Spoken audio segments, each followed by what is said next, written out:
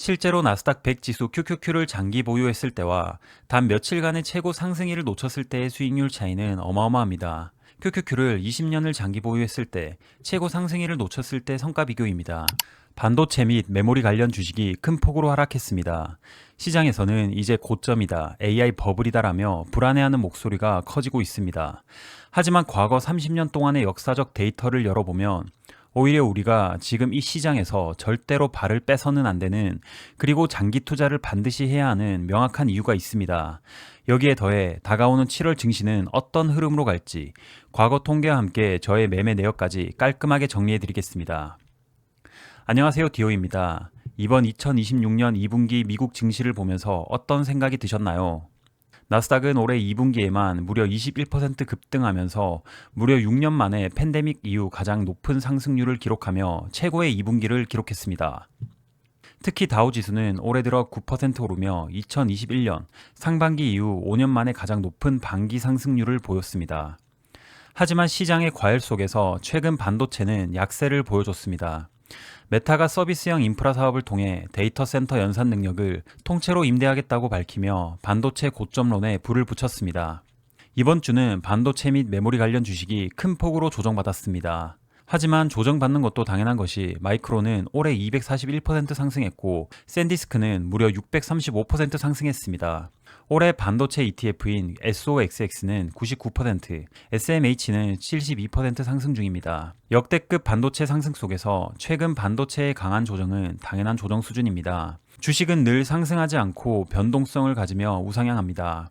반도체는 특히나 주가의 등락이 큰 섹터이니 오를 때도 화끈하게, 내릴 때도 화끈한 종목입니다. 반도체 주식을 투자하시는 분들은 조정받을 때 싸게 사고 상승할 때 즐기시면 됩니다.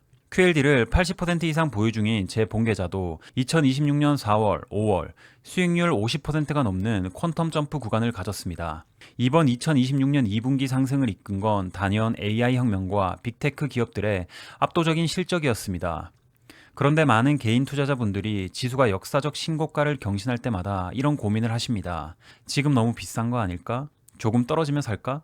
하지만 보통의 개인 투자자들은 시장의 타이밍을 맞추려는 노력은 장기적으로 실패할 확률이 높습니다.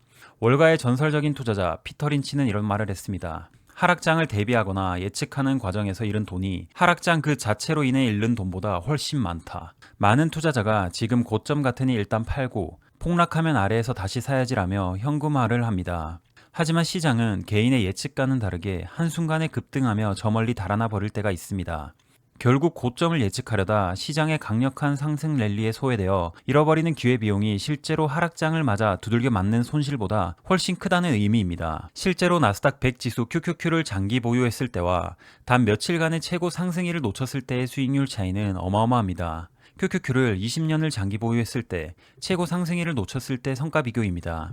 단 하루도 놓치지 않고 장기 보유했을 때 총 수익률은 1813%로 연평균 수익률 15.88%를 기록하게 되지만 최고 상승일 5일을 놓친 경우는 총 수익률 1073%로 떨어지며 연평균 수익률은 13%로 감소하며 최고 상승일 50일을 놓치게 되면 총 수익률은 48.73%로 연평균 수익률 2%로 장기 투자가 의미 없어지게 됩니다. 역사적 최고 상승일의 특징은 늘 공포의 한복판에서 찾아왔습니다. 지금이 그런 극심한 공포 구간은 아니지만 공포 구간의 경험이 없는 분들은 이런 구간을 만나면 오히려 패닉세를 하게 될 수도 있습니다. 미리 이런 상황에 대한 대비를 해놓고 원칙을 정해두고 하락장에도 용기 내어 매수할 수 있는 마인드 세팅을 늘 해두셔야 합니다. 과거의 역사적 최고 상승일을 가져왔습니다. 2008년 글로벌 금융위기 폭락 직후 12%라는 엄청난 상승률, 그리고 트럼프 관세 쇼크, 코로나19 팬데믹 같은 큰 폭락 속에서 어느 순간 대폭등으로 반전하였습니다.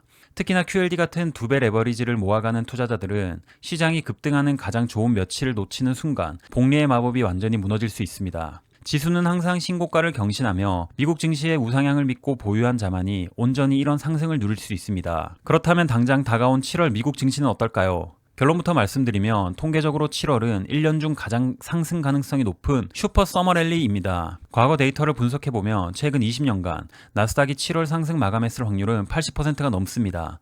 특히나 S&P 500은 모두 상승 마감했습니다. 올해처럼 1분기와 2분기, 상반기 흐름이 강력했던 해에는 그 탄력이 가을 전까지 이어지는 경향이 뚜렷했습니다. 그리고 트럼프 대통령 집권기 7월은 모두 상승하는 좋은 성과를 보여줬던 달입니다. 평균 2.9% 상승했었습니다. 하지만 트럼프 1기 2년차 때 추이를 보면 7월부터 상승했지만 9월에 고점을 찍고 연말 미중 갈등 격화와 연준의 금리 인상 사이클에서 대폭락하였습니다. 매일 오르기만 하는 시장은 없습니다. 단기적으로 숨 고르기나 중간중간 흔들리는 조정은 언제나 당연히 찾아옵니다. 하지만 큰 방향성, 미국 지수는 결국 우상향한다는 것입니다. 이번 주 매매 내역입니다. 6월에는 총 76만원 배당 입금 받았습니다. 월 평균 30만원대 배당금을 받고 있지만 QLD 배당금으로 평균보다 많은 배당금을 받는 달이 되었습니다. QLD 배당금 원화로 약 32만원 정도로 전부 QLD 재투자할 예정입니다. 6월 TQQQ 단기 투자로 120만원 정도 수익 실현했습니다. 현재 ISA 계좌에서는 나스닥 레버리지 28% 수익 중이며 평가손익 1000만원 정도로 현재 평가 금액 4,580만원입니다. 지난주 대비 33주 추가 매수하였습니다. 7월에도 저는 시장의 소음에 흔들리지 않고 ISA 계좌에서 나스닥 레버리지 한도까지 계속 분할 매수할 예정입니다. 주가가 오르면 수익률이 늘어나서 좋고 주가가 떨어지면 평단가를 낮추며 더 많은 수량을 담을 수 있어서 좋습니다. 1일 1비하지 않고 우상향하는 자산으로 계속 바꿔 장기 투자합시다. 오늘 기록은 여기까지입니다. 저와 함께 복리의 스노우볼을 굴리실 분은 구독 부탁드립니다. 끝까지 시청해 주셔서 감사합니다.